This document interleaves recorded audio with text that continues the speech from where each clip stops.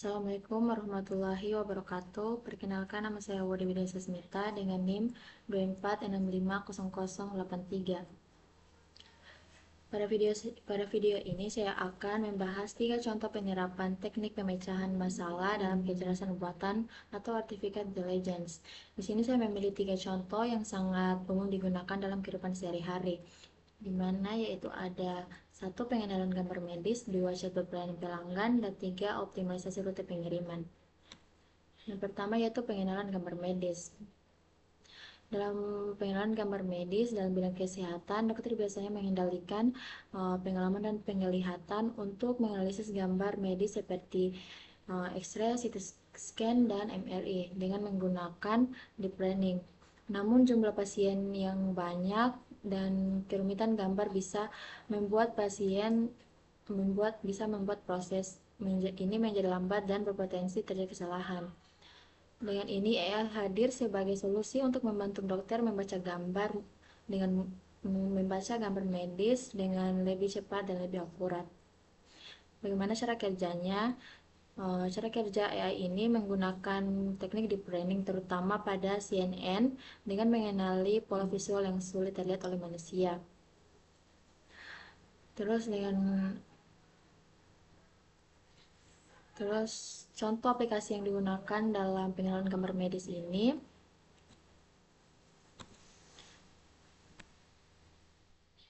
terdapat Google DeepMind, yaitu di mana Google DeepMind ini mampu mendeteksi kanker payudara dengan akurasi tinggi dan bahkan mengurangi fase positif dan fase negatif. Dan yang kedua, sistem CAD atau Computer Aided Diagnosis. Aplikasi ini dipakai untuk rumah sakit untuk menganalisis X-ray paru, CT scan otak, atau MRI tulang belakang. Yang ketiga, AI analisis UCG janin, AI analisis UCG, di mana AI analisis UCG ini mendeteksi kelainan secara cepat. Yang keempat, deteksi COVID-19 dari X-ray dada. Ini beberapa rumah sakit selama pandemi menggunakan AI untuk mengidentifikasi tanda-tanda infeksi dalam hitungan detik. Kemudian masuk di chatbot pelayanan pelanggan.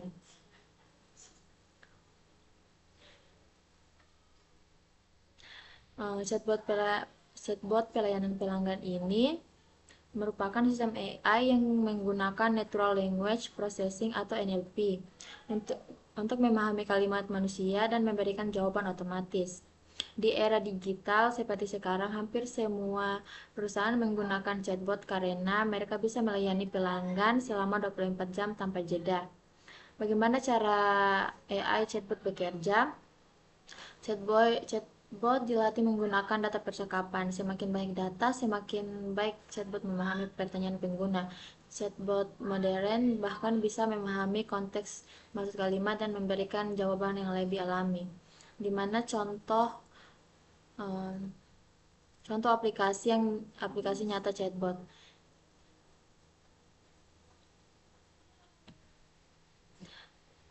Satu, chatbot belanja online yang tersedia yaitu Shopee, Tokopedia, Lazada, dan lain-lain, di mana digunakan untuk mengecek pesanan, refund, promo, status pengiriman, hingga komplain. Yang kedua, chatbot perbankan.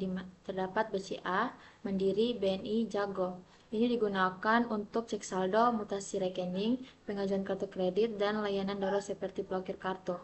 Dan yang ketiga, chatbot layanan pemerintah. Chatbot layanan pemerintah ini seperti PLN, BPJS Kesehatan, PDAM, dan Samsat. Ini memakai chatbot untuk menjawab pertanyaan publik tanpa harus antri. Yang keempat, chatbot maskapai penerbangan, di mana terdapat AirAsia dan Garuda. Ini memberikan informasi jadwal penerbangan, status delay, dan check-in online. Dan yang terakhir adalah chatbot internal perusahaan. Itu banyak perusahaan menggunakan chatbot untuk karyawan mencari data kantor, dokumen, maupun laporan. Kemudian lanjut di yang terakhir, yaitu optimasi rute pengiriman. di mana optimasi rute pengiriman ini sangat penting dalam dunia logistik, transportasi, dan pengantaran paket. Masalah yang sering terjadi dalam optimasi rute pengiriman ini yaitu rute yang terlalu jauh, kurir terjebak macet, distribusi kendaraan tidak efisien, atau jalur pengantaran yang tidak optimal. AI menjadi solusi karena mampu menghitung rute terbaik dengan mempertimbangkan banyak faktor sekaligus, di mana faktor yang diperhitungkan AI yaitu jarak terdekat, kondisi lalu lintas real time, cuaca, jam sibuk, jumlah paket, kapasitas kendaraan, dan lokasi driver lain dan permintaan pelanggan. Contoh aplikasi nyata pada optimasi rute AI ini yaitu ada satu Google Maps dan Waze. Ini menggunakan machine learning untuk memprediksi kemacetan dan saran rute. Yang kedua, JNE dan JNT, si cepat ataupun Ninja Express. Ini di mana semua layanan kurir menggunakan AI untuk mengatur rute kurir agar pengiriman lebih cepat. Yang ketiga, Web UPS Orion System. Di mana UPS Orion System ini sistem optimasi rute yang menghemat 40 juta liter bahan bakar per tahun. Yang keempat, Grab, Gojek, dan Maxim. Di mana aplikasi ini menentukan rute paling cepat berdasarkan lokasi driver lain dan permintaan order di sekitar. Dan yang terakhir yaitu Amazon Robotics, di mana Amazon Robotics ini mengatur jalan robot di gudang agar barang bisa dikirim secara efisien. Manfaat dari optimasi rute DNA ini satu, dapat mempercepat pengiriman paket, yang kedua mengurangi biaya kendaraan dan BBM, yang ketiga meningkatkan produktivitas kurir, yang keempat mencegah keterlambatan pengiriman, dan yang kelima meningkatkan kepuasan pelanggan. Kesimpulannya, jadi dari ketiga contoh tersebut kita bisa lihat bahwa kecerdasan bisa memainkan peran penting dalam berbagai bidang kesehatan, layanan publik, dan logistik.